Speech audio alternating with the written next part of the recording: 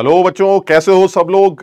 चक्रव्यूह सीरीज में तुम सबका बहुत बहुत स्वागत है। ये सीरीज एक ऐसी सीरीज है जो जनरली इस टाइम पर इसलिए बताई गई है या इस टाइम पर इसलिए निकाली गई है ताकि बच्चों के दिमाग में जो भी बच्चे जेई की तैयारी कर रहे हैं, जो बच्चे कुछ महीनों बाद आईआईटी का पेपर देने जा रहे हैं, जेई का एग्जाम देने जा रहे हैं, उन लोगों के दिमाग में कुछ इस तरह की बातें हमेशा चलती रहती हैं कि भाई ये यार कुछ अलग तरीका है, जेई एडवांस को क्रैक करना ये कुछ अलग ही बातें आज निकल के आती हैं। सवाल का लेवल ही अलग होता है, सोच ही अलग होती है, सिलेबस ही अलग होता है और सवाल बनाने वाले लोग तो अलग होते ही।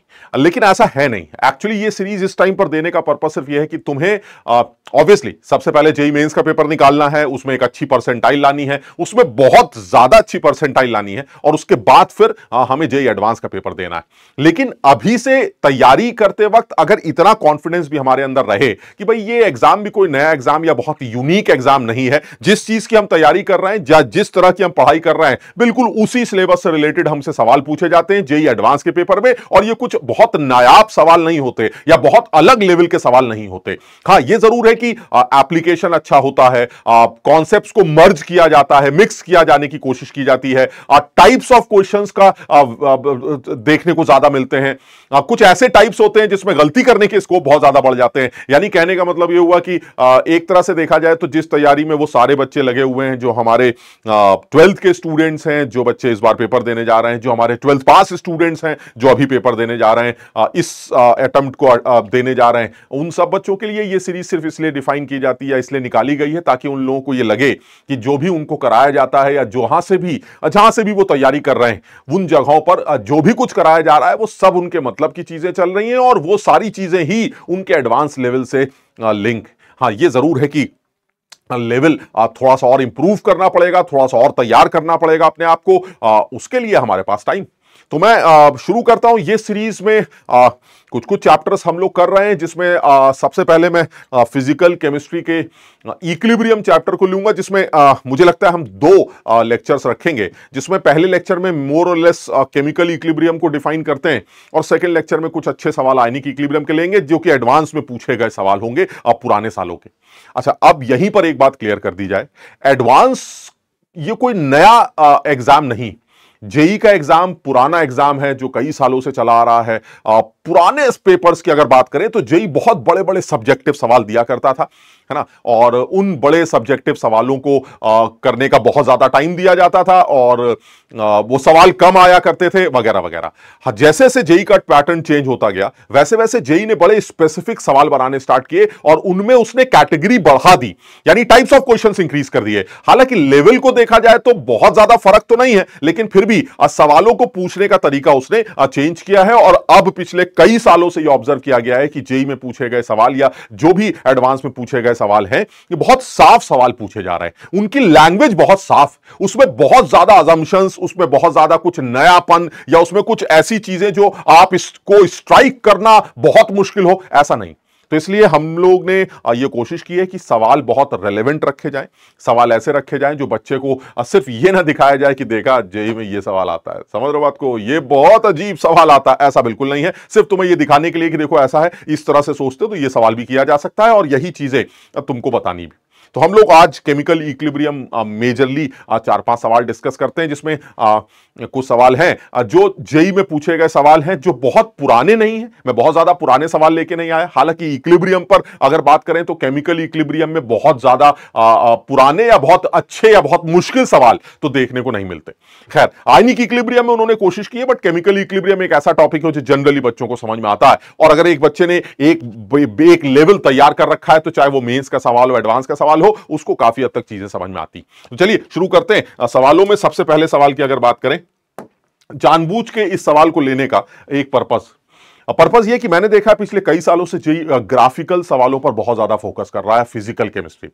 अब अगर वो ग्राफिकल सवालों पर और जनरली क्लासेस में भी जब हम डिस्कस करते हैं चीजों को, कोई भी पर्टिकुलर चैप्टर हो, चाहे वो काइनेटिक्स हो, चाहे इलेक्ट्रोकेमिस्ट्री हो, चाहे वो कैसा भी चैप्टर हो, जहां पर भी ग्राफ्स का इन्वॉल्वमेंट है, वहां पर कोशिश की जाती है कि बच्चों को उन ग्राफ्स को बहुत ज्यादा डिटेल में समझाया जाए, बिकॉज जेई की ये आदत रही है इवन मेंस लेवल पर भी और एडवांस लेवल पर भी वो ग्राफ्स के सवालों को बहुत ज्यादा जोर देकर पूछता है। और केमिकल इक्विलिब्रियम तो एक ऐसा चैप्टर है जिसमें ली चार्टले प्रिंसिपल पर भी ग्राफिकल सवाल बन सकते हैं। इवन आप देख रहे हैं आप कुछ तरह तरह के जिसमें आप इक्विलिब्रियम कांस्टेंट का टेम्परेचर डिपेंडेंस इन्वॉल्व है, वहां पर भी कुछ कुछ ग्राफिकल सवाल जो है अब बनाए जा सकते हैं।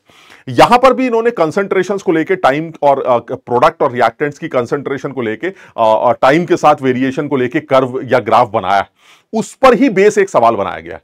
हालांकि प्योरली थ्योरेटिकल सवाल है, थोड़ा सा समझदारी से किया जाए तो सवाल सॉल्व किया जा सकता है। सिर्फ डराया जा रहा है, सिर्फ देखा जा रहा है, और यही जेई की खासियत।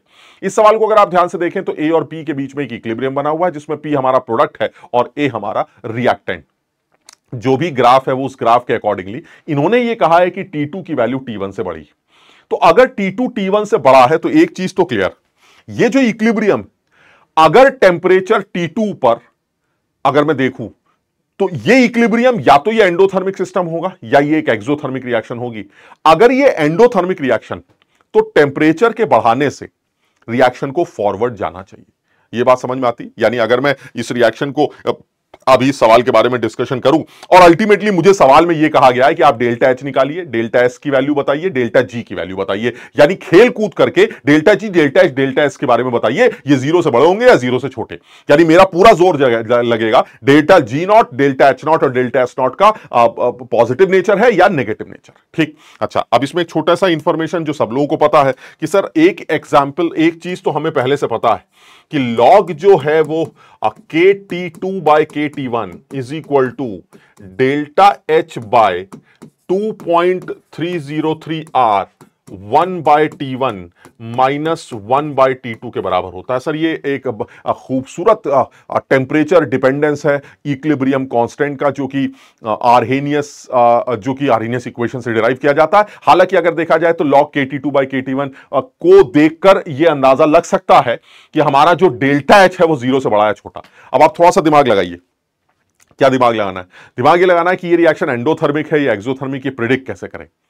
तो देखो थोड़ा सा जोर लगा सकते हैं। अगर आप ध्यान से देखो तो ये रिएक्शन एंडोथर्मिक है या एक्सोथर्मिक है, इसके बारे में एक छोटी सी इंफॉर्मेशन दे रखी, और वो छोटी सी इंफॉर्मेशन ये है कि और अपना अकल भी लगा सकते हैं, थोड़ी सी अपनी अकल भी लगा सकते हैं। टेम्परेचर के बढ़ाने से अगर ये एंडोथर्मिक रिएक्शन है तो इसको फॉरवर्ड जाना चाहिए। कैसे, आपको कैसे लगता है? वो इसलिए लगता है क्योंकि अगर एंडोथर्मिक रिएक्शन है तो डेल्टा एच पॉजिटिव होगा। क्लियर है? अगर डेल्टा एच पॉजिटिव है और टेम्परेचर बढ़ा रहे तो दैट मींस 1 बाई T2 छोटा वैल्यू होगा 1 बाई T1 से। भाई अगर T2 बड़ा है तो 1 बाई T2 छोटा हो जाएगा, यानी ये पॉजिटिव है, ये भी पॉजिटिव है, इसका मतलब ये पूरा टर्म हमारा पॉजिटिव। और अगर ये पूरा टर्म हमारा पॉजिटिव है तो एक चीज तो क्लियर हो गई कि KT2 की वैल्यू KT1 से बड़ी होगी।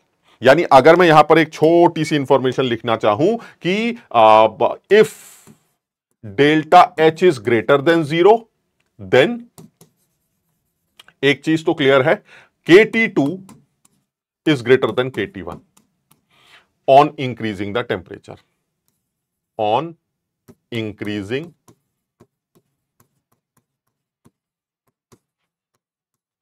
The temperature.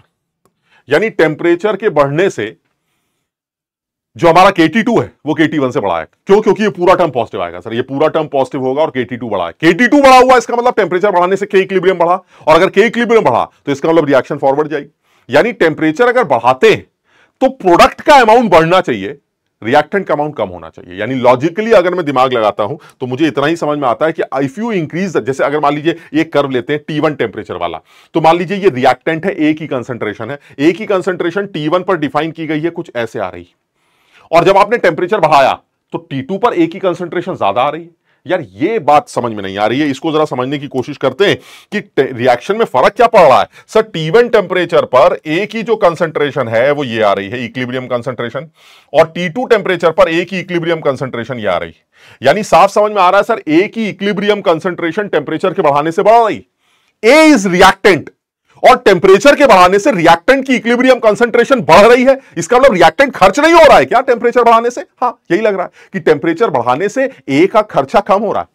टेम्परेचर बढ़ाने से रिएक्शन शायद बैकवर्ड डायरेक्शन में मूव कर रही है और A के अमाउंट को बढ़ा रही, यानी टेम्परेचर बढ़ने से अगर रिएक्शन बैकवर्ड जा रही है तो ये किसी भी सूरत में एंडोथर्मिक रिएक्शन नहीं हो सकती। अच्छा, दूसरा प्रोडक्ट से भी डिसाइड कर सकते हैं। अगर ये बैकवर्ड जा रही है तो प्रोडक्ट की कंसंट्रेशन पे क्या असर पड़ेगा सर? अगर प्रोडक्ट की कंसंट्रेशन की बात करें तो वो गिरनी चाहिए, यानी T1 टेम्परेचर पर जो भी पी की कंसंट्रेशन थी वो T2 टेम्परेचर पर कम होनी चाहिए। कैसे? देख लीजिए आप, यहां पर दिखाई दे रहा है सर, T2 टेम्परेचर पर सीन पी की कंसंट्रेशन का ये है और T1 टेम्परेचर पर पी की कंसंट्रेशन का सीन ये है। सर साफ दिखाई देता है कि T2 टेम्परेचर पर पी की कंसंट्रेशन नीचे आ रही है सर, और अगर पी की कंसंट्रेशन नीचे आ रही है इसका मतलब रिएक्शन बैकवर्ड चल रही है ताकि पी का अमाउंट कम हो जाए। तो एक चीज तो यहां से समझ में आती है कि अगर आप ये दिखाना चाह रहे थे कि जो हमारा डेल्टा एच नॉट है उसके ऊपर क्या असर पड़ा, तो डेल्टा एच नॉट के ऊपर तो एक चीज बिल्कुल क्लियर है, डेल्टा एच नॉट के ऊपर असर यही है कि KT2 का वैल्यू KT1 से अगर बड़ा होता तो रिएक्शन फॉरवर्ड जाती और नया जो हमारा प्रोडक्ट का कंसंट्रेशन होता वो बढ़ता और रिएक्टेंट का कंसंट्रेशन गिरता। जबकि ग्राफ को देख के लगता है कि टेम्परेचर बढ़ाने से प्रोडक्ट की कंसंट्रेशन कम हो रही है और रिएक्टेंट की कंसंट्रेशन बढ़ रही है। सर ये तो तभी हो सकता है जब रिएक्शन बैकवर्ड चले। इसका मतलब सर ये एक्सोथर्मिक रिएक्शन होगी, एंडो तो नहीं हो सकती। यानी अगर हम यहां पर लिखें if delta H naught is less than 0 then on increasing, अब सही है sir, then on increasing temperature, increasing the temperature reaction goes backward। क्योंकि KT2 की वैल्यू KT1 से छोटी आती, और अगर KT2 की वैल्यू KT1 से बड़ी है तो ये फॉरवर्ड जाएगा, और अगर छोटी है तो बैकवर्ड जाएगा। अब आप ये बताइए आपके हिसाब से वो फॉरवर्ड जा रहा है या बैकवर्ड? सर मेरे हिसाब से तो वो बैकवर्ड जा रहा है, फॉरवर्ड तो नहीं जा रहा है। क्यों सर? क्योंकि प्रोडक्ट की कंसंट्रेशन कम हो रही है टेम्परेचर बढ़ाने से और रिएक्टेंट की बढ़ रही है, इसका मतलब रिएक्शन बैकवर्ड जा रही है। और अगर बैकवर्ड जा रही है तो साफ समझ में आता है कि सर डेल्टा एच नॉट की वैल्यू तो लेस देन 0 होनी चाहिए। यानी एक चीज तो समझ में आती है कि जो हमारा डेल्टा एच नॉट है वो less than 0।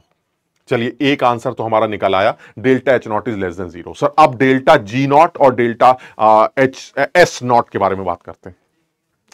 Delta G not के बारे में भी बहुत ज्यादा दिमाग लगाने की जरूरत नहीं लगती। अगर आप ध्यान से देखोगे तो डेल्टा जी नॉट को भी अंदाजे से चेक किया जा सकता है। अगर मैं यहां पर देखूं तो मुझे एक इंफॉर्मेशन दे रखी है कि T1 टेम्परेचर पर जो इक्विलिब्रियम कांस्टेंट है KT1 है, और T2 टेम्परेचर पर इक्विलिब्रियम कांस्टेंट की वैल्यू KT2, और इंफॉर्मेशन ये दे रखी है कि ln KT1 by ln KT2 is greater than T2 by T1। तो सर कुछ यहां से भी अंदाजा लगा सकते हैं सर डेल्टा जी नॉट के बारे में। यहां से भी अंदाजा लगा सकते हैं सर। एक बहुत साफ चीज है जो कि जेई की वही यही खूबसूरती है कि बच्चे को कुछ चीजें अपने आप समझनी है कि सर आप समझिए, जो हमारा इक्विलिब्रियम है उस इक्विलिब्रियम पर ए की जो कंसंट्रेशन है, चाहे वो T1 हो चाहे T2 हो सर, कोई भी टेम्परेचर हो, वो 5 के नीचे। Equilibrium concentration of A is below 5 at equilibrium, and the concentration of product is above 5 at equilibrium, चाहे वो T1 हो चाहे T2 हो, 5 के तो ऊपर ही है। इसका मतलब ये हुआ सब प्रोडक्ट की कंसंट्रेशन 5 के ऊपर है और रिएक्टेंट की कंसंट्रेशन 5 के नीचे है at equilibrium.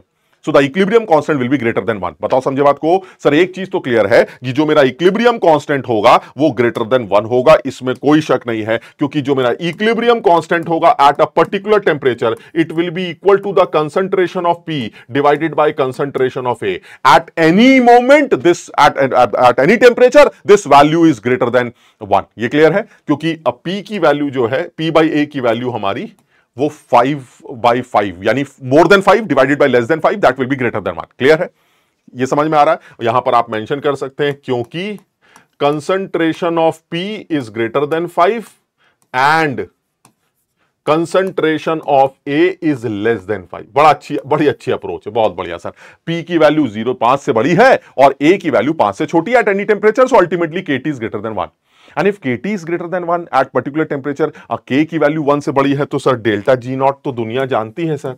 Delta G not तो जो होता है वो माइनस RT ln K से निकाला जाता है sir eight a particular temperature. और आप बता रहे हैं KT की वैल्यू 1 से बड़ी है। सर अगर KT की वैल्यू 1 से बड़ी है तो ये टर्म जो है वो पॉजिटिव आ जाएगा सर, और अगर ये टर्म पॉजिटिव आ गया तो सर ये टर्म तो नेगेटिव आ जाएगा। यानी डेल्टा जी नॉट की जो वैल्यू है it should be less than 0। Why?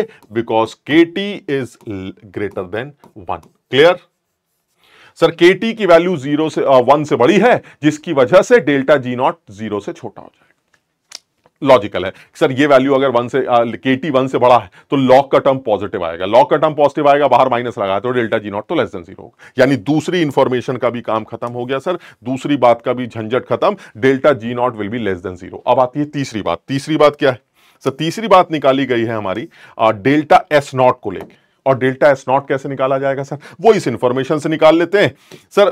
ln KT1 by KT2 के बारे में कुछ इंफॉर्मेशन दे रखी है, इसी को लेके अगर मैं इंफॉर्मेशन को आगे बढ़ाऊं तो मेरा एक्सप्रेशन ये बनने वाला है ln KT1 by ln KT2 is greater than T2 by T1। Sir ये इंफॉर्मेशन, तो इसको थोड़ा सा सर अब गणित लगाते हैं सर, थोड़ी सी गणित। T1 ln KT1 is greater than T2 ln KT2। अगर और ध्यान से देखें तो this is minus delta G1 not is greater then minus delta G2 not. क्यों सर ऐसा क्यों लिखा? क्योंकि डेल्टा G नॉट जो होता है वो माइनस RT ln K के बराबर होता है। तो अगर T ln K की वैल्यू आपने बड़ी बोली तो एक तरह से देखा जाए तो माइनस डेल्टा, ये माइनस हो जाएगा ना, minus delta G not is greater then minus delta G not. And what is G not sir? Delta G not की वैल्यू होती है delta H not minus T delta S not. और अगर आपने पहले ही माइनस लगा रखा है तो क्या हो जाएगा? Minus delta H not plus T1 delta S not is greater then minus delta H not plus T2 delta S not. और तमीज से लिखें तो T1 delta S not is greater than T2 delta S not. और तमीज से लिखें तो T1 minus T2 delta S not is greater than 0। Sir ऐसा तो तभी हो सकता है जब delta S not less than 0 हो। क्यों? क्योंकि sir T1 is less then T2। अगर T1 T2 से छोटा है तो ये वैल्यू तो निगेटिव होगी, और इसको निगेटिव होना पड़ेगा तभी ये 0 से बड़ा आएगा। इसका मतलब ये हुआ कि यहां से क्या समझ में आता है? यहां से एक इंफॉर्मेशन बिल्कुल साफ समझ में आती है, since T1 is less then T2 so delta S not should be less than 0। Sir ये तीसरी इंफॉर्मेशन है, delta S not less than 0, यानी तीनों ही वैल्यू हमारे लेस देन 0 आ रहे हैं। Delta S not less than 0 है, delta G not less than 0 है, delta H not less than 0 है, और शायद इसी वजह से जो हमारा आंसर आ रहा है वो पहला भी सही आ रहा है और दूसरा भी सही आ रहा है सर। डेल्टा H नॉट 0 से छोटा, डेल्टा S नॉट 0 से छोटा एंड डेल्टा G नॉट 0 से छोटा। So the correct option is A and C। सवाल इसलिए अच्छा है क्योंकि कई चीजें सीखनी थी।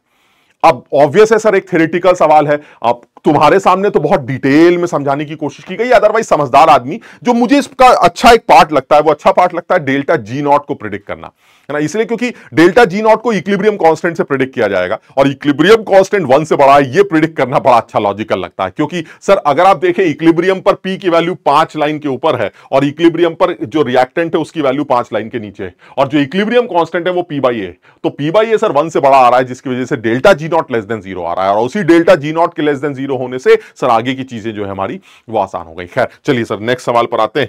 एक सवाल और लेते हैं, ये भी एक जेईई में एडवांस लेवल पर पूछा गया सवाल है। ये एक कॉम्प्रिहेंशन पर सवाल बनाया गया है, जिसका एक कॉम्प्रिहेंशन पैसेज करके हमें लिख के दिया गया। ये एक पैसेज है जिस पर 2 सवाल पूछे गए।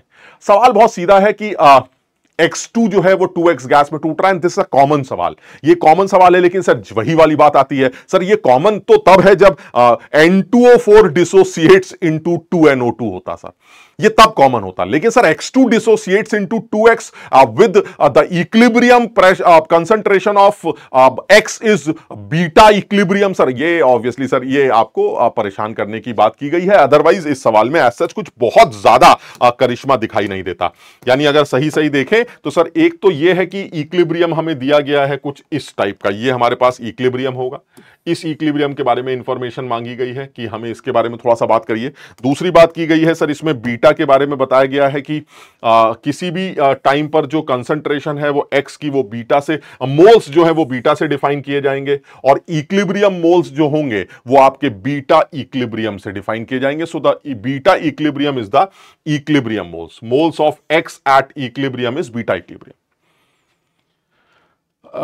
बीटा इक्विलिब्रियम हमारे इक्विलिब्रियम मोल्स होंगे। क्लियर है? तो ठीक है सर, अब इसमें जानना क्या चाहते हैं, तो टोटल कांस्टेंट प्रेशर है हमारा 2 बार की वैल्यू, हमें टोटल प्रेशर जो है वो 2 बार दे रखा है, निकालना क्या चाह रहे हैं। तो अब एक तो चीज बड़ा क्लियर है सर, सवाल ये है कि पहले तो सवाल पूछ लेते हैं, पहला सवाल क्या बनाना चाह रहे हैं, सवाल ये बनाना चाह रहे हैं कि आपको बताना है कि मुझे केपी का एक्सप्रेशन इस बीटा और टोटल प्रेशर के साथ कैसे बनाया जाए। तो सर ये इंफॉर्मेशन आसान है, अगर मैं बहुत सीधी सीधी बात करूं तो मुझे जो इक्विलिब्रियम दे रखा है वो ये दे रखा है sir, x2 gives 2x gas. अगर इनिशियल मोल्स की बात करें तो सवाल में इसमें इनिशियल मोल्स हमें दे रखे हैं, start with only 1 mole of x2, यानी हमारे पास x2 का 1 मोल है, यहीं से शुरुआत हो रही।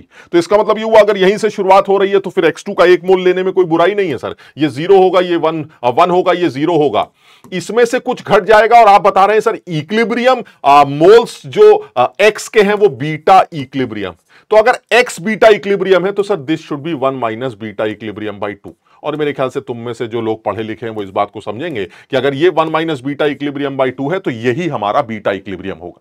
अब तो सर कुछ बचा ही नहीं सर, आपको केपी का रिलेशन निकालना है, इक्विलिब्रियम के मोल्स पता है, टोटल प्रेशर पता है। सर क्या बदतमीजी है सर, अब तो केपी निकालने में कुछ भी नहीं जाता, because KP is defined as pressure of X का square divided by partial pressure of x2, and pressure is mole fraction into total pressure. और मोल फ्रैक्शन सर दिखाई दे रहा है सर, बीटा अगर मैं x का मोल फ्रैक्शन लूंगा तो it will be beta equilibrium and divided by, इन दोनों को जोड़कर टोटल मोल्स आ जाएंगे 1 plus beta equilibrium by 2।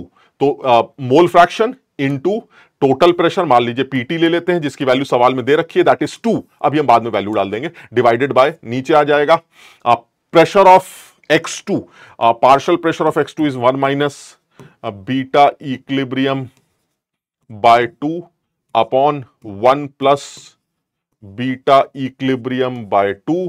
Sir ये into total pressure PT, sir ये आपका एक्सप्रेशन बनने जा रहा है। चलिए सर थोड़ा सा इसको सॉल्व करके देखते हैं। तो मुझे ऐसा लगता है कि सर बीटा का स्क्वायर आ जाएगा, ठीक है, बिल्कुल बीटा इक्विलिब्रियम का स्क्वायर आ जाएगा, और साथ ही साथ जो है ये स्क्वायर में चला जाएगा sir, 1 plus beta equilibrium by 2 बचेगा, और यहां पर 1 माइनस बीटा, ये स्क्वायर है ना, तो यहां 1 माइनस बीटा इक्विलिब्रियम बाई 2 बनेगा। तो this will be beta equilibrium square into PT, एक पीटी नीचे से कैंसिल हो जाएगा, और नीचे बचेगा 1 minus x into 1 plus x is 1 minus x square, that is 1 minus beta equilibrium square by 4। Sir इसको थोड़ा सा और तमीज से लिख दीजिए, तो यह आ जाएगा 4 beta equilibrium square upon 1 minus beta equilibrium square, sorry 4 minus beta equilibrium square, और इनटू पीटी। सर ये आपका फाइनल एक्सप्रेशन, ये आपके केपी का एक्सप्रेशन है, यही आंसर। सर पीटी की वैल्यू तो दे रखी है, तो दे रखी तो रख दो। पीटी की वैल्यू कितनी दे रखी है सर? पीटी की वैल्यू 2 दे रखी है, टोटल प्रेशर। तो अगर मैं पीटी को 2 रख देता हूं तो this is 2 into 4, that is 8 beta equilibrium square divided bye 4 minus beta equilibrium square. Sir ये आपका केपी का एक्सप्रेशन होगा, जो फर्स्ट पार्ट का मेरा आंसर होगा। सवाल तो ठीक था सर, ये तो बहुत कॉमन सा सवाल है सर, लेकिन ये कॉमन है क्योंकि ये आ चुका है एडवांस लेवल पर, और उसके बाद भी इस पर सवाल पूछे गए, और मैंने देखा है कि जेईई एडवांस में इस टॉपिक पर 2-3 बार सवाल बनाए गए। तो इसलिए इस सवाल को उठाना तो आज बहुत लाजमी था, क्योंकि ये सवाल अगर बनते हैं जिसमें जो मुझे लगता है सवाल का एक तरह से देखा जाए तो सवाल का ट्रेंड क्या है, या सवाल किस टाइप का है, वो यही है कि आप इक्विलिब्रियम कांस्टेंट केपी को, इस इक्विलिब्रियम कांस्टेंट केपी को आप इसके टोटल प्रेशर, इक्विलिब्रियम प्रेशर और डिग्री ऑफ डिसोसिएशन के साथ लिंक कर रहे हैं। और obviously sir degree of dissociation के साथ ही लिंक कर रहे हैं। अगर कोई पूछेगा कि x2 की डिग्री ऑफ डिसोसिएशन क्या है, तो आप लिख सकते हैं सर x2 की degree of dissociation is beta equilibrium by 2। इसमें कोई शक नहीं सर, 1 में से जो भी डिसोसिएट होता है वही हमारी डिग्री ऑफ डिसोसिएशन है। तो एक तरह से आपने बीटा इक्विलिब्रियम बाई 2 को ही डिग्री ऑफ डिसोसिएशन बोला है। तो हमने अल्टीमेटली ये देखा कि this is actually a relation of Kp with degree of dissociation and total pressure। तो इस पर तो सवाल इंपॉर्टेंट है, ये हमसे किसी भी इक्विलिब्रियम पर बना के पूछा जा सकता है जिसका Kp डिफाइंड होता है। तो जिन इक्विलिब्रियम्स का Kp डिफाइंड है उन इक्विलिब्रियम्स के लिए आप Kp अल्फा और Pt का रिलेशन पूछ सकते हैं, जिसमें 2 इक्विलिब्रियम्स तो मैं ही बच्चों को बोलता हूं कि उनको तो याद ही करके चले जाना, एक PCl3 वाला, PCl5 के डिसोसिएशन वाला, और एक N2O4 वाला। हालांकि तुम देखो ये N2O4 वाला इक्विलिब्रियम ही है, लेकिन तब तुमने जो याद कर रखा है वो अल्फा के रेस्पेक्ट में याद कर रखा है, that alpha is now beta by 2। तो तुम्हारा जो अल्फा वाला रिलेशन है उसमें अगर बीटा बाई 2 पुट कर दोगे तो तुम्हारा डायरेक्ट आंसर आ जाएगा, तुम्हें इतना ड्रामा भी नहीं करना पड़ेगा। खैर वो अलग बात है, लेकिन आप चाहें तो बहुत सीधे तरीके से इसको डिफाइन कर सकते हैं। तो ये पहला पार्ट तो बहुत आसान लगता है। सेकंड पार्ट की अगर बात करें तो decrease in total pressure will result in the formation of more x, यानी फॉरवर्ड रिएक्शन की बात कर रहे हैं, इनकरेक्ट स्टेटमेंट बताना है। तो सर देख लीजिए, प्रेशर को अगर आप डिक्रीज करते हैं तो साफ दिखाई देता है सर, इक्विलिब्रियम कांस्टेंट तो खैर टेम्परेचर डिपेंडेंट है, उसका तो कोई फर्क नहीं पड़ता, बट रिएक्शन कोशेंट आपका कम हो जाएगा। क्यों? क्योंकि सर अगर पीटी कम होगा तो जो हमारी ये एक्सप्रेशन है जिसको आप रिएक्शन कोशेंट कह सकते हैं सर, ये हमारा एक्सप्रेशन जो है, ये एक्सप्रेशन हमारा आप समझते हो ना, यही एक्सप्रेशन आपका रिएक्शन कोशेंट भी तो होता है sir. This is reaction quotient sir, this is Q. तो अगर आप पी को कम करेंगे तो क्यू कम हो जाएगा, और क्यू कम हो गया तो रिएक्शन को फॉरवर्ड डायरेक्शन में भागना पड़ेगा ताकि वो क्यू को पकड़ सके। तो इसका मतलब एक चीज तो क्लियर है सर, अगर आप प्रेशर को डिक्रीज कर रहे हैं तो रिएक्शन फॉरवर्ड डायरेक्शन में जाएगी, और फॉरवर्ड डायरेक्शन में जाने का मतलब एक्स और बनेगा। So this is correct statement sir. All at the start of the reaction dissociation of x2 takes place. Obviously sir, start of the reaction quotient will be zero sir, and if reaction quotient is zero and the equilibrium constant is more than zero, तो फिर बात ही खत्म है sir. Reaction quotient को equilibrium constant तक पहुंचना है तो रिएक्शन तो फॉरवर्ड चलेगी सर, x2 का डिसोसिएशन स्टार्ट होगा, इसमें कोई शक नहीं। दूसरी बात सर, अब बीटा और के की आपस में सर, बीटा की एग्जैक्ट वैल्यू आपने कैलकुलेट की है, जबकि एक्सप्रेशन जो आपने दे रखा है उस एक्सप्रेशन को अगर देखें तो वो एक्सप्रेशन कुछ ऐसा निकल के आता है। अगर एक्सप्रेशन को देखें तो वो एक्सप्रेशन कुछ ऐसा निकल के आता है कि जो हमारा KP, it is 8 beta square upon 4 minus beta square, कुछ ऐसा ही एक्सप्रेशन था जहां तक मुझे याद आ रहा है। 8 beta square upon 4 minus beta square, right. तो ये एक्सप्रेशन है सर। अब इस एक्सप्रेशन में सर आपने एग्जैक्टली बीटा की वैल्यू निकाल ली जबकि केपी गिवन नहीं है, तो ये तो बड़ा अजीब सी बात है। तो चलिए ठीक है, सवाल ये नहीं है, सवाल ये कि चलिए बीटा इक्विलिब्रियम 0.7 आया नहीं आया। अब सर एक तो मुझे ये डाउट हो रहा है कि आपने बीटा की वैल्यू कैसे निकाली जबकि केपी गिवन ही नहीं। हाँ ये ठीक है सर, केपी 1 से बड़ा है या 1 से छोटा है, इसके बारे में कुछ दिमाग लगाया जा सकता है। अगर आप ध्यान से देखें तो यहां पर उन्होंने मेंशन किया है, और ये सवाल की इसी लैंग्वेज में ही साफ दिखाई दिया है कि delta G not of this reaction is positive, यानी इस रिएक्शन का डेल्टा जी नॉट पॉजिटिव है। तो मैं तो कह रहा हूं इसको शुरू में ही लिख लेते हैं कि अगर डेल्टा जी नॉट आपका पॉजिटिव है जिसकी value minus RT ln K के बराबर होती है, तो इसका पॉजिटिव होना यह दर्शाता है कि केपी की वैल्यू 1 से छोटी, क्योंकि अगर केपी की वैल्यू 1 से छोटी है तभी ये लॉग का टर्म नेगेटिव आएगा, और ये नेगेटिव और अंदर वाला नेगेटिव मिलकर पॉजिटिव बनेगा। So for delta G naught to be positive that KP should be less than 1। Sir KP की वैल्यू 1 से छोटी होनी चाहिए। अब क्योंकि डेल्टा जी नॉट हमारा पॉजिटिव, सवाल में डेल्टा जी नॉट हमारा पॉजिटिव दे रखा है, लेकिन सर केपी 1 से छोटा तो बहुत सारा हो सकता है ना, तो केपी की एग्जैक्ट वैल्यू तो आपको पता नहीं है, तो आप बीटा की एग्जैक्ट वैल्यू तो कैलकुलेट नहीं कर सकते। तो ये तो एक चीज बिल्कुल सही है सर, बीटा की एग्जैक्ट वैल्यू जो 0.7 आपने लिखी है ये इनकरेक्ट लगती। अच्छा दूसरा कुछ ऐसे सोच के देखते हैं कि बीटा की ये वैल्यू डाल ही दो, है ना, यहां पर बीटा की वैल्यू डाल दो, अपने आप ही पता चल जाएगा। तो अगर आप बीटा की वैल्यू यहां पुट करते हैं तो सर केपी की वैल्यू 1 से बड़ी आ जाएगी। सर वो भी गलत है सर, इसका मतलब ये हुआ अब केपी 1 से छोटा होना चाहिए, और ये एक्सप्रेशन बिल्कुल ये वैल्यू बिल्कुल गलत। देखो इसमें बच्चों को डाउट क्या आ सकता है, कुछ जगहों पर यह सोल्यूशन दिया जा सकता है कि बीटा की एग्जैक्ट वैल्यू आपने कैसे कैलकुलेट कर ली, दिस इज इनकरेक्ट स्टेटमेंट ना, ये नहीं सही। बीटा की एग्जैक्ट वैल्यू आप कैलकुलेट नहीं कर सकते, लेकिन ये इनकरेक्ट है, ये नहीं लिख सकते आप। हो सकता है बीटा 0.7 हो। समझ मेरी बात को क्या कहना चाह रहा है? मुझे केपी नहीं पता, मैं मानता हूं, मुझे इतना पता है केपी 1 से छोटा है, चलिए ये भी ठीक, लेकिन ऐसा तो हो सकता है केपी की कोई एक ऐसी वैल्यू हो जो 1 से छोटी हो जिसके लिए बीटा की वैल्यू 0.7 आ सकती है। ठीक है, तो this is wrong, it is not because of beta की एग्जैक्ट वैल्यू आपने कैसे दी, समझ रहे हैं? This is wrong because beta can not be 0.7, because if beta is 0.7 then KP will be greater than 1, जो कि समझ में नहीं आता सर। मेरी बात सब लोग समझ रहे हैं? तो इसका मतलब ये कि सर ये लॉजिकल नहीं लगता। और जहां तक केसी की बात है सर, केपी जब 1 से छोटा है तो केसी भी 1 से छोटा ही है सर, इसमें बहुत ज्यादा अकल लगाने की जरूरत नहीं है। यानी केपी की जो वैल्यू है it is KC into RT की पावर 1, समझ रहे हो? तो इसका मतलब जो केसी आएगा वो हमारा केपी बाई RT आएगा, और ये तो समझ में आता है सर, सही कर रहे हैं ना? हाँ, KP is equal to KC RT delta N, और या RT की जो वैल्यू है 1 से बड़ी है सर। R और T देख रहे हैं ना, R और T का जो मल्टीप्लीकेशन है वो बढ़िया आएगा सर। R की जो वैल्यू है, RT की जो वैल्यू है वो है 0.083 इंटू टेम्परेचर 298 है। तो सर समझ रहे बात को, ये वैल्यू 0.08 को लिख सकते हैं 1/12, तो ये दिस इज ग्रेटर देन 1। तो अगर RT की वैल्यू 1 से बड़ी है, 24-25 कुछ आ रही है, तो अगर KP 1 से छोटा है और RT 1 से बड़ा है तो ऑब्वियसली KC की वैल्यू 1 से छोटी आएगी। तो सर ये स्टेटमेंट भी ठीक लगता है। सर लफड़ा जो है मुझे सिर्फ B में था, क्योंकि B जो है हमारा मामला इसलिए गलत नहीं है, क्योंकि इसलिए गलत नहीं बोल रहा हूं क्योंकि बीटा की वैल्यू 0.7 तुमने कैसे दे दी। हो सकता है तुम आती हो बीटा की वैल्यू 0.7, मैंने नहीं कहा सकता बिकॉज केपी एग्जैक्टली गिवन नहीं है, लेकिन हो सकता है बीटा 0.7 हो, लेकिन वो केपी 0.1 से छोटा नहीं दे रही है सर, इसलिए ये एक्सप्रेशन हमारा गलत होना चाहिए। तो the wrong statement should be this. चलिए ठीक है सर, और एक सवाल ले लेते हैं। ये देखिए एक बड़ा अच्छा सवाल, छोटा सा सवाल है, सिर्फ इसलिए लेके आया हूं ताकि तुम जो है ये समझो कि जेई ने एडवांस लेवल पर ग्राफ को लेके बहुत सारे सवाल बनाए और बहुत सीधे सीधे सवाल बनाए। इससे पहले वाला जो ग्राफ का सवाल हमने किया था बहुत ही स्ट्रेट सवाल था, उसमें कुछ बहुत ज्यादा कलाकारी नहीं थी, बहुत ज्यादा नखरेबाजी नहीं थी, लेकिन ये की सोच थी, ऐसे ही कुछ सोच छोटी सी यहां पर भी।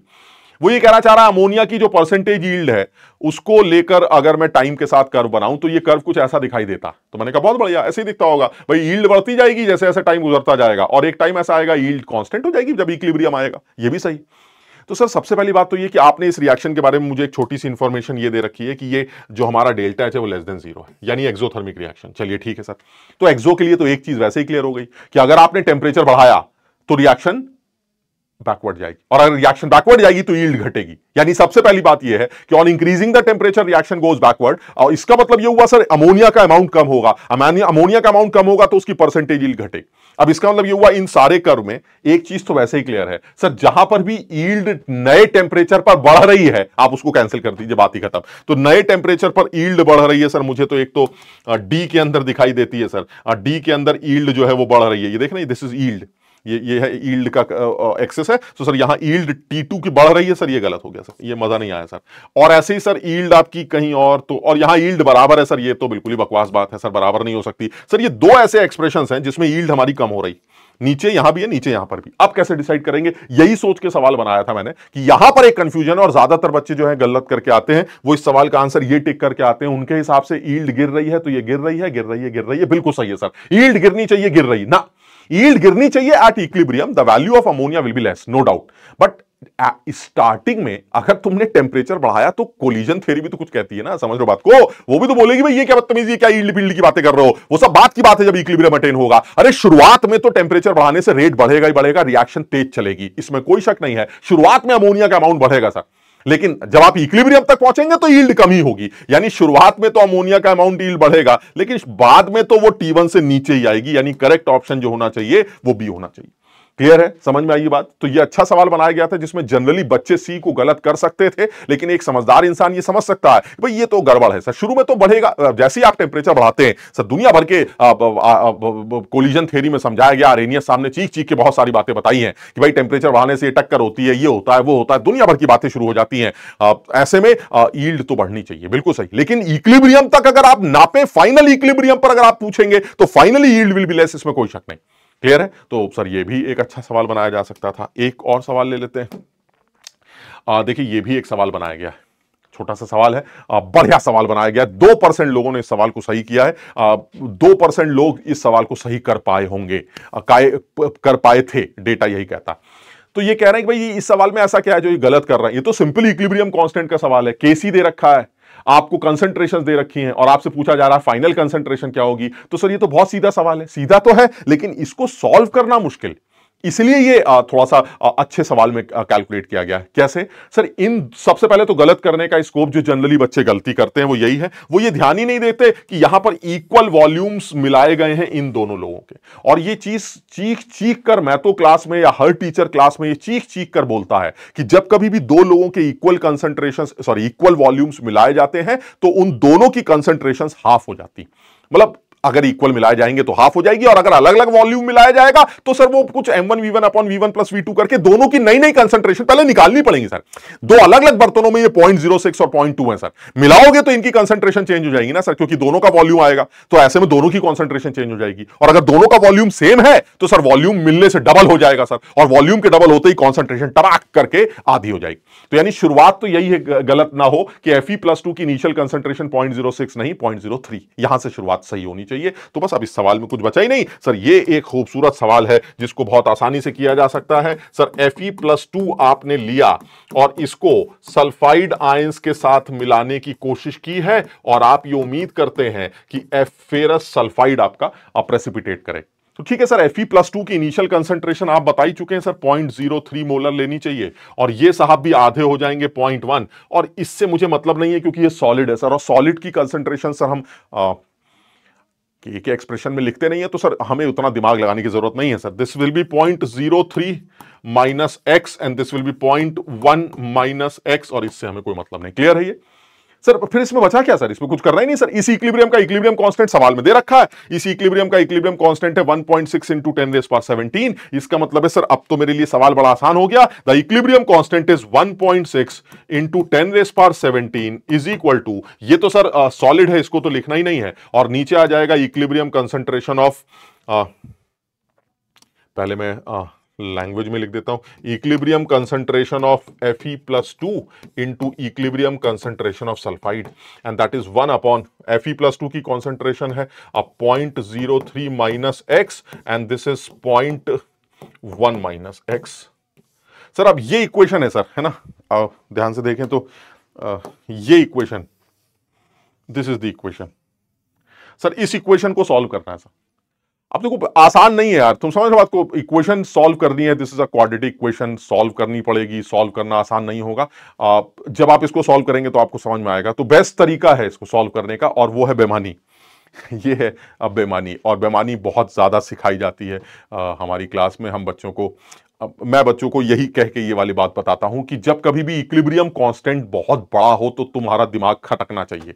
खटकना चाहिए क्या कि भाई ये कुछ लफड़ा है, इक्विलिब्रियम कांस्टेंट इतना बड़ा है इस रिएक्शन का, ये रिएक्शन तो रुकेगी नहीं, ये तो भागती चली जाएगी और भागती चली जाएगी, और वो रिएक्शन जो रुकती नहीं है भागती चली जाती है सर, वो कभी तो रुकती है सर। बात समझ रहे हैं? जो रुकती नहीं और भागती चली जाती है वो कभी तो रुकती है, क्योंकि उसको इररिवर्सिबल माना जाता है, और इररिवर्सिबल रिएक्शन कभी तो खत्म होती होगी सर, कभी तो खत्म होती होगी। लेकिन सर ये तो इक्विलिब्रियम है ना सर, इक्विलिब्रियम कांस्टेंट भी दे रखा है, तो इसका मतलब सर ये इक्विलिब्रियम भी बनाएगी, और आप कह रहे हैं ये इतना बड़ा है कि भागती चली जाएगी। एक काम करते हैं सर, बेईमानी करते हैं। मान लीजिए सर ये रिएक्शन भागती जाएगी भागती जाएगी भागती जाएगी, और इनमें से एक आदमी निपट जाएगा, और साफ दिखाई देता है सर इन दोनों में लिमिटिंग रेजेंट हमारा Fe+2 है, तो यही निपट जाए। अरे कैसी बातें कर रहे हैं, Fe+2 की तो कॉन्सेंट्रेशन निकालनी है, आप उसी को निपटा देंगे, तो उसको तो जीरो लिखना पड़ेगा ना। उसको जीरो मान लेते हैं, रखेंगे नहीं, एंड दिस इज बेईमानी। बेईमानी क्या है सर? ये रिएक्शन इतना सामने चली जाएगी कि ये साहब लगभग खत्म ही हो जाएंगे, और अगर ये साहब लगभग खत्म ही हो गए तो this value will be almost equal to zero, not zero, almost zero. और अगर आप इसको ऑलमोस्ट जीरो कहते हैं तो इससे x की वैल्यू 0.03 निकल आई, और जैसे ही x की वैल्यू 0.03 निकल आई तो सर मजा आ जाएगा सर। x की वैल्यू अगर 0.03 आ गई फिर तो कुछ बचा ही नहीं सर। आप यहां मत रख दीजिएगा, यहां 0.03 रख देंगे तो जीरो हो जाएगा। तो इसको जीरो जैसा बोला है मैंने, जीरो थोड़ी ना बोला है। अरे सर कैसी बातें कर रहे हैं, जीरो ही तो बोला है ना, जीरो जैसा, not zero. And if it is zero जैसा तो x की वैल्यू 0.03। लेकिन जब आप इसको जीरो रखने चलेंगे तो सब गड़बड़ हो जाएगी। तो आप इसको जीरो मत रखिए, जीरो जैसा रख दीजिए, छोटा सा y रख दीजिए। यानी कहने का मतलब यह हुआ कि यह बहुत खूबसूरत बेईमानी है जिसमें आपने इसको जीरो मान लिया, लेकिन जीरो रखते वक्त इसको जीरो की जगह जीरो जैसा रख दिया। यानी दिस इज 1/0 जैसा y। This is not zero sir, this is like zero. समझ रहे बात को? And since x is point, जब आप इसको जीरो रखेंगे तो x की वैल्यू 0.03 आ जाएगी। वो 0.03 आप 0.1 में से माइनस कर दीजिएगा तो ये 0.07 बचेगा।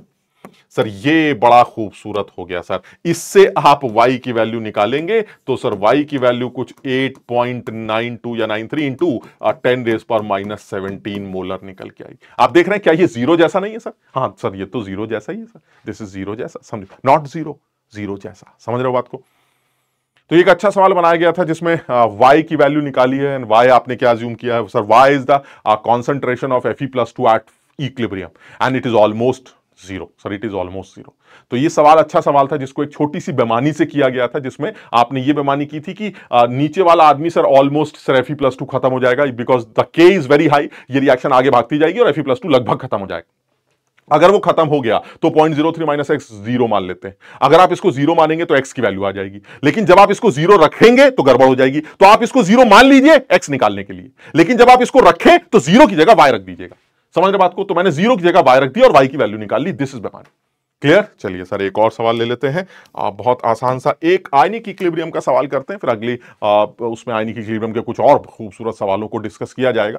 एडवांस लेवल पर यह भी एक अच्छा सवाल बनाया गया था। मुझे इतना अच्छा तो नहीं लगता, लेकिन फिर भी मैंने जब चेक किया तो पता चला 2% लोगों ने, 2.5% लोगों ने सवाल को सही किया। तो मुझे लगता है कि शायद इसमें ऐसा कुछ है जो बच्चों के समझ में नहीं आता। और इसमें फिर वही वाली बात आती है, जिन बच्चों को बर्तनों की आवाज सुननी आती है उनको यह सवाल आसान लगता है। बर्तन क्या कहता है? जिस बर्तन में सब कुछ चल रहा है वो बर्तन खुद ही चिल्ला चिल्ला के बोलता है, अबे मैं बफर हूं, मैं हाइड्रोलिसिस करता हूं, मैं ये करता हूं, वो करता हूं, सब एकदम साफ सुनाई देता है। तो इस बर्तन में भी अगर आप ध्यान से देखें तो आपके इस सवाल को भी अगर मैं लिखना चाहूं अलग से ही लिख लेता हूं। इस सवाल को भी अगर आप देखें तो आपका जो बर्तन है वो कुछ ऐसा है जिसमें आपको एक सेकेंड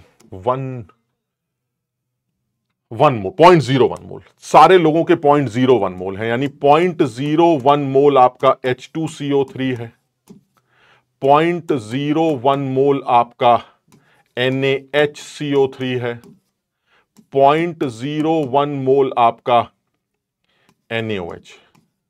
अगर मैंने सही लिखा है तो 0.01 मोल ये अच्छा Na2CO3 भी है, तो 0.01 मोल आपका Na2CO3 भी है, 0.01 मोल आपका Na2CO3 भी है। वो कह रहा बताइए आपके बर्तन में से अब क्या आवाज आ रही? तो मैंने कहा देखिए ऐसा मेरा बर्तन सबसे पहले कह रहा है क्या कर रहे हो, किन दो लोगों को भर रखा है तुमने? ये तो बेस है और ये तमाम इसके अंदर कम से कम 3 एसिड है इसके अंदर, समझ, कम से कम 2 एसिड इसके अंदर पड़े। हमने कहा भाई कौन कौन से हैं? कह रहा देखिए ऐसा ये दोनों तो रिएक्ट कर ही सकते हैं, ये दोनों तो एसिड ही हैं, ये NaOH है बेस, यानी ये जो बेस है वो इन दोनों से तो रिएक्ट कर ही सकता। मैंने कहा बिल्कुल कर सकता, लेकिन इन दोनों में पहले किससे करेगा सर? उससे करेगा जो ज्यादा मजबूत है, और ज्यादा मजबूत सर H2CO3 है। सर इसमें ज्यादा अकल मत लगाइए, H2CO3 में 2 H है सर, बात खत्म है ना, और NaHCO3 में एक ही H है। NaHCO3 का H निकलेगा HCO3 माइनस से, जिस पर ऑलरेडी नेगेटिव चार्ज है, तो सर उसमें से H का निकलना थोड़ा मुश्किल होगा। और H2CO3 में अभी तो H निकल रहा है न्यूट्रल H2CO3 से, तो सर वो तो आसानी से निकल सकता। इसका मतलब ये हुआ sir H2CO3 is stronger acid than HCO3 minus, इसमें कोई शक नहीं है। और इसीलिए रिएक्शन में सबसे पहले H2CO3 को ही NaOH निपटाने की कोशिश करेगा, और अगर NaOH बच गया तो फिर आगे सोचेगा। लेकिन सर बचेगा क्या सर? यही खेल खत्म हो जाएगा सर, ये NaHCO3 बन जाएगा। आप देखें तो इसका भी 0.01 मोल है, इसका भी 0.01 मोल है, और ये 0 है, फिर ये भी खत्म, ये भी खत्म, और बर्तन में ये 0.01 मोल तैयार। अब ये बताइए आपका नया बर्तन क्या कहता है? तो सब कुछ होने के बाद जो आपका नया बर्तन है वो क्या कहता है? नया बर्तन कहता है कि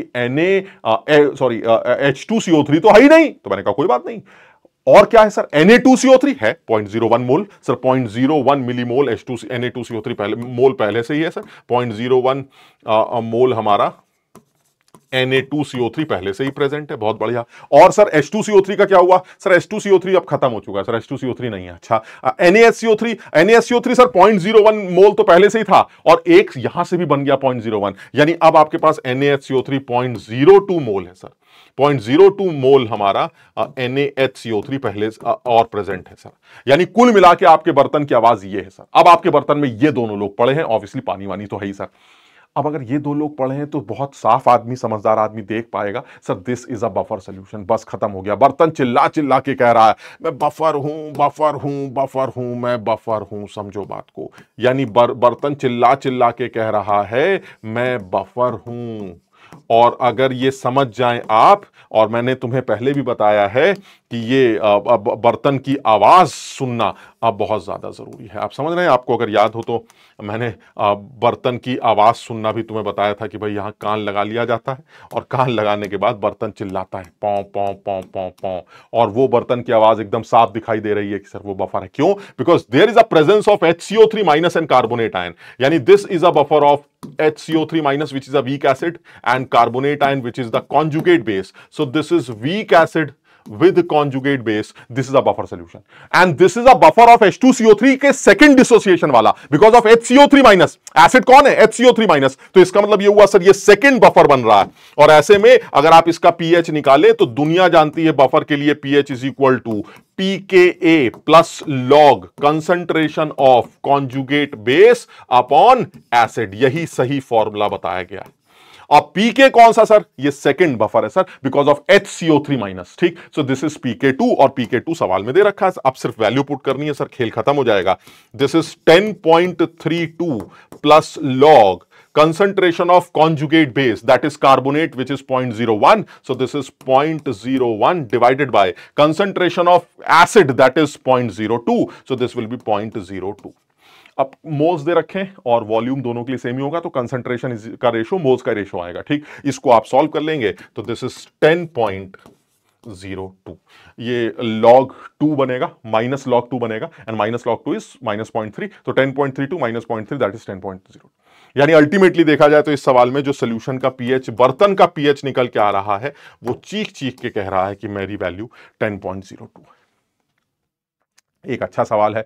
ये स्टार्टिंग की बात है बर्तन के, और ये बर्तन के बीच की फाइनल बात है, जिसमें बीच में कुछ इस तरह की रिएक्शन बर्तन के अंदर हो रही, और इस तरह की रिएक्शन के बाद जो है ये बर्तन हमारा, मतलब समझ रहे हो बात को, कुछ ऐसा चल रहा है कि ये आपका अंदर ही अंदर खेला गया, और जब आप अंदर ही अंदर खेल रहे हैं तो यहां से यहां गए, सबसे पहले ये बर्तन यहां पहुंचा, यहां पहुंचने के बाद अंदर कुछ बातें हुई, बातें के बाद आप यहां पहुंचे और अंदर से आपको आवाज सुनाई दी, आपकी आवाज आई, अरे मैं बफर हूं, बफर का फॉर्मूला लगाओ, बात खत्म करो, खड़ाक से बफर का फॉर्मूला लगाया, आंसर आ गया। तो ये सवाल शायद ज्यादातर बच्चों ने इसलिए नहीं किया या गलत किया क्योंकि शायद वो बर्तन की आवाज नहीं सुन पाए। तो जिन लोगों को भी बर्तन की आवाज सुननी आती है वो इस सवाल को आसानी से कर सकते हैं। ये कुछ सवाल डिस्कस किए गए हैं जो हम लोगों ने अभी इक्विलिब्रियम के किए हैं, कुछ और अच्छे सवाल जो आयनिक इक्विलिब्रियम के और अच्छे सवाल होंगे वो अगली क्लास में भी डिस्कस करते हैं। जम के कोशिश करो, और एक आइडिया तुम्हें लगना चाहिए कि यार ये कोई कमाल नहीं है, ये जेईई का एडवांस लेवल कोई कमाल नहीं है, चीजों को मिक्स करता है, चीजों को साफ तरीके से पूछने की कोशिश करता है, और सिर्फ ये जानना चाहता है कि क्या बच्चे के कॉन्सेप्ट क्लियर। खैर, तो चलिए अब दोबारा मिलते हैं इक्विलिब्रियम के दूसरे लेक्चर के साथ। Thank you so much.